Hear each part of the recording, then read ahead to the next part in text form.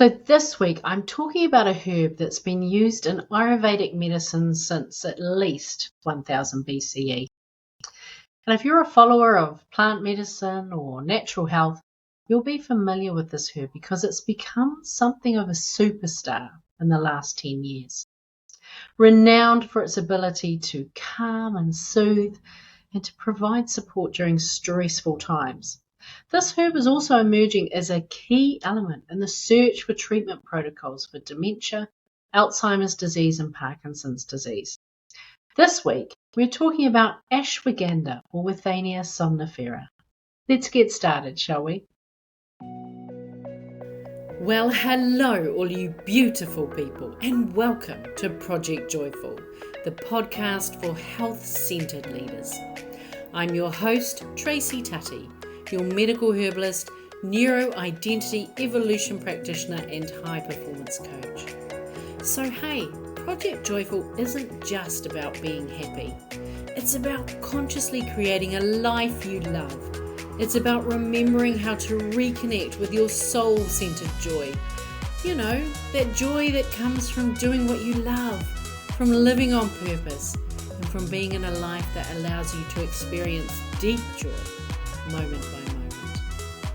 It's also about bringing that joy into your workplace and using your skills as a health-centered leader to heal your team. So let's get started, shall we? Every now and then you meet a herb which you think, everyone needs some of this in their life. For me, that herb is Ashwagandha or Withania somnifera. Traditionally thought of as an Ayurvedic herb hailing from Nepal in India and the Middle East, the research that's available on this amazing herb is skyrocketing to superstar status. Ashwagandha, sometimes known as Indian ginseng, although it isn't technically a ginseng, it's just used for similar things. It's also known as winter cherry. It's the herb for stress and anxiety, but it's so much more than that.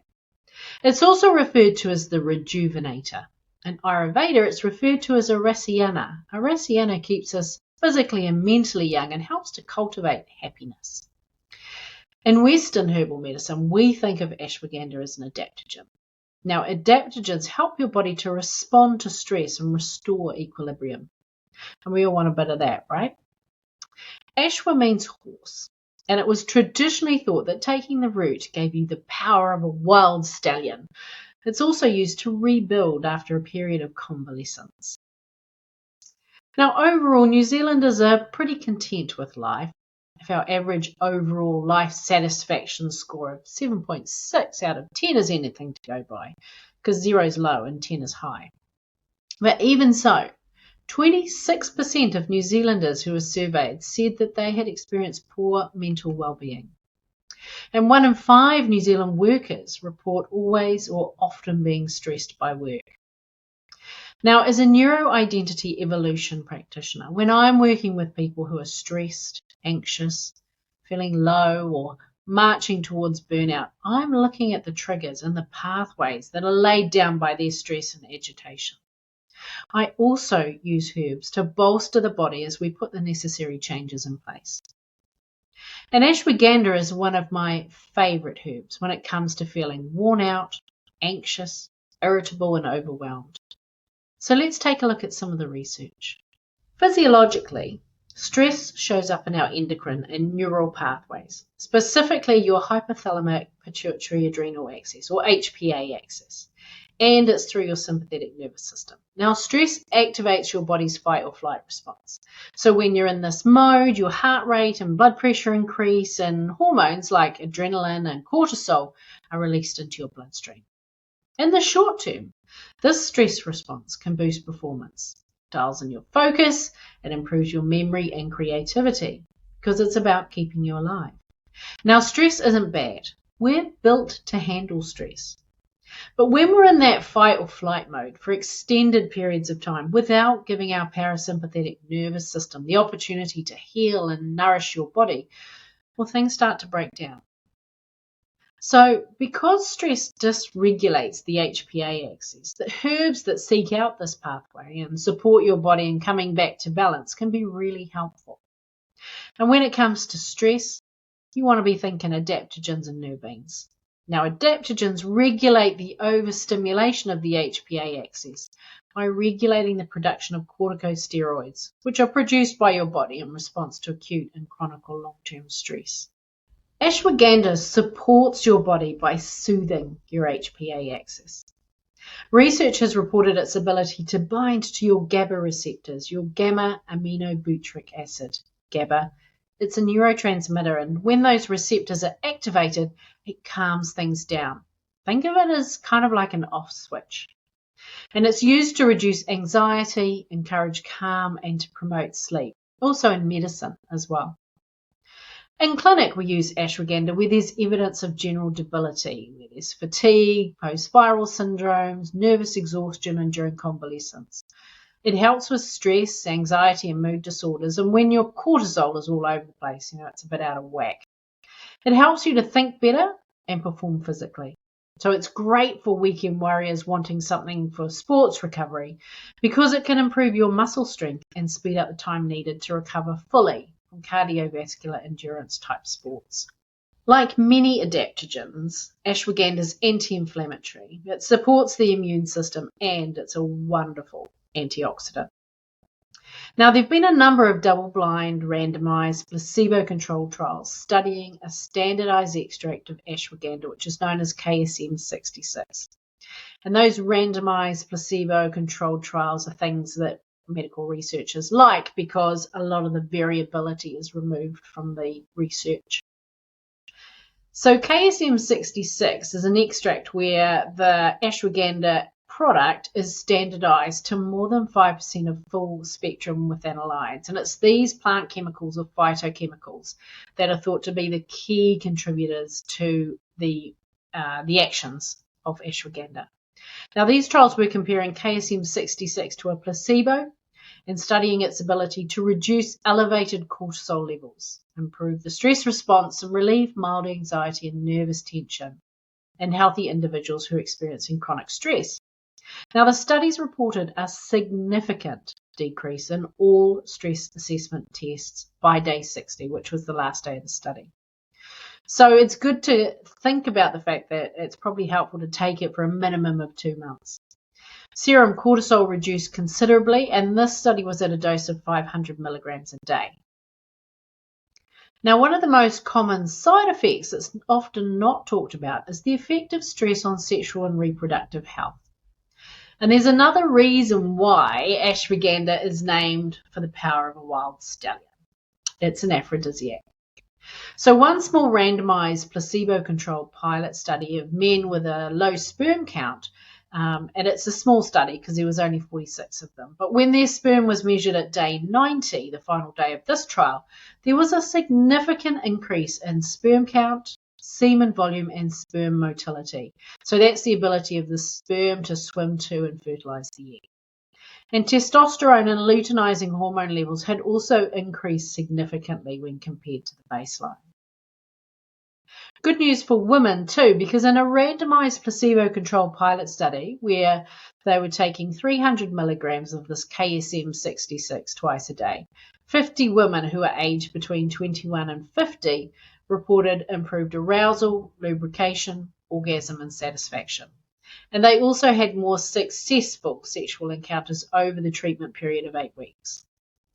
So the research suggests taking ashwagandha reduces stress, it increases our perception of being happy, it lowers mean serum cortisol levels, it reduces stress-induced food cravings, and as a result can help us to release excess weight. There's also some compelling research in relation to the ability of ashwagandha to support healthy aging and brain health. And this is really exciting and it's really new. And it's particularly in relation to dementia and Alzheimer's disease. Researchers are actively studying ashwagandha's neuroprotective mechanisms because it can cross the blood-brain barrier. And animal studies have shown that the withanolides in ashwagandha can prevent the formation of fibrils. So what does this mean?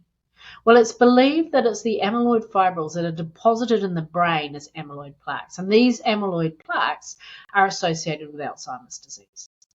So back to the animal studies. So researchers have noticed that the withanolides can protect brain cells from degeneration in the hippocampus and cerebral cortex, and it can restore synapses and prevent memory loss. Very exciting. Ashwagandha is also a wonderful pain reliever, particularly if you're seeking support for headache, migraine, fibromyalgia, chronic fatigue syndrome, painful bladder syndrome, irritable bowel syndrome, or endometriosis. Now, those with analides are anti-inflammatory. They're also anti-rheumatic, and they relieve pain by down-regulating the pro-inflammatory causing pneumococcal alpha factor, interleukin-1 beta, and nuclear factor kappa B. And it also downregulates cyclooxygenase or COX inflammatory mediators. They've also seen it as a reduction in the erythrocyte sedimentation rate. So this is the ESR test. It's a blood test that measures inflammation in your body. And also a reduction in C-reactive protein or CRP, which is a protein produced by your liver that indicates inflammation in your body. Pain scores, stiffness, and disability in rheumatoid arthritis are also seen to improve. Now, there are other great quality manufacturers of ashwagandha other than KSM 66. So this isn't the only ashwagandha product that you could be looking at. So I'm just mentioning KSM 66 because this standardized product is what was used in the research. So how do you take ashwagandha? Well, if you're taking the herb, you want to combine it with a fat. So, for example, a delicious nighttime milk with ashwagandha root or powder. And if you're taking it as a tablet, talk to your herbalist so that you can ensure that you're taking a good quality product at the dose that's best for you and the particular manufacturing process so that that product is bioavailable, so it's easily absorbed by your body. Now, if you're interested in learning more about herbs like ashwagandha, I've got something that can help. I'm opening the waitlist for the secret art of creating a tasty herbal tea. Discover the secrets that herbalists know when it comes to creating a herbal tea that not only tastes great, it's also good for you.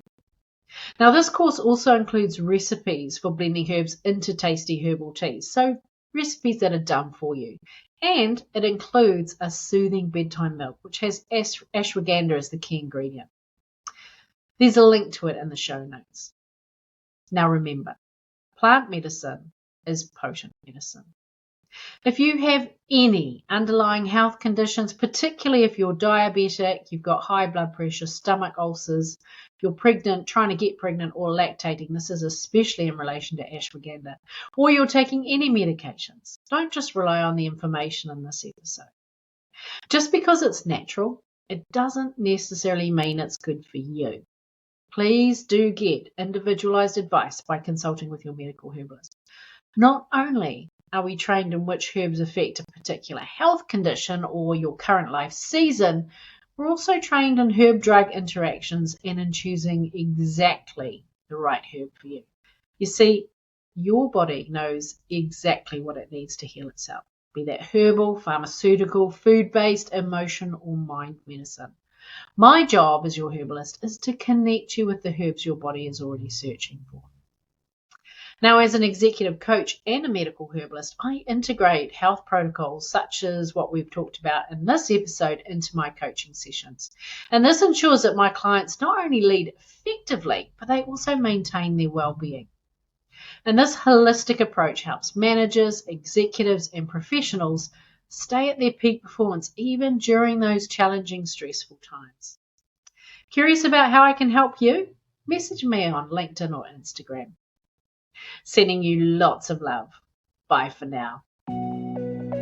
Hey, thanks for listening to today's podcast. Can I ask you a favour? If our conversation spoke to you today, could you please take a moment to leave a 5-star review?